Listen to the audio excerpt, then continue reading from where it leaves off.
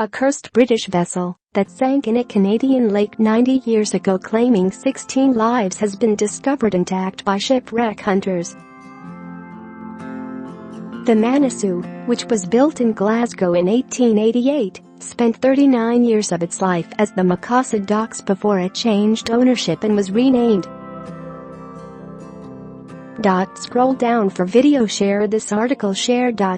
When new owners moved the vessel to Lake Huron from Lake Ontario in early 1928, they changed the name to Manitou. Under its new name, the vessel lasted less than 1 year before sinking with tragic results in September 1928.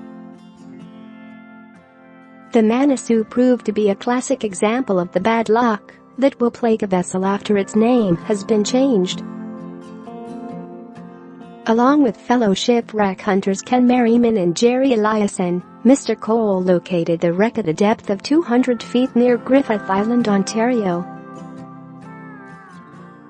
Captain John McKay, seeing the ship settling at its stern, realized something was terribly wrong and made for the nearby island, but the Manitou sank before it reached the shore. The cause of the sinking remains unexplained, but it's been suggested that the cargo of 116 cattle may have shifted in the storm, making the ship less dangerously. It belonged to the owner of the cattle, Donald Wallace, who was the only passenger to survive the sinking. It is very rare to see a car, an automobile, on a shipwreck, said Mr. Cole. Images of the vessel show its pilot house, complete with wheel and compass, is still intact, while the presence of lifeboats testifies to the speed at which she sank. The car is also visible, as well as the fallen smokestack, the cabins, the dining salon, and the cattle pens.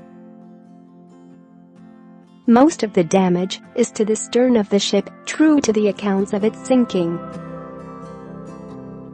The very unique thing about the wreck of the Manitou is that it sits on the lake bottom at the very same dramatic angle at which it sank, said Mr. Merriman. The stern is embedded up to its railing in the soft bottom, while the bow points up towards the surface, rising high above the lake bottom. After she sank, her captain, 4 sailors and 1 passenger drifted on a life raft for 60 hours before they were intercepted by a passing steamer, the Manitoba. It was too late for one of the men, Chief Engineer Thomas McCutcheon, who had already died from exposure. Efforts began immediately to locate further survivors, but to no avail.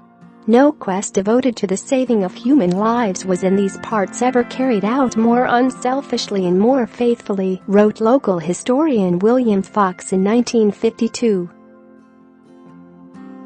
To the deep regret of all who were engaged in it, not another survivor of the disaster was found.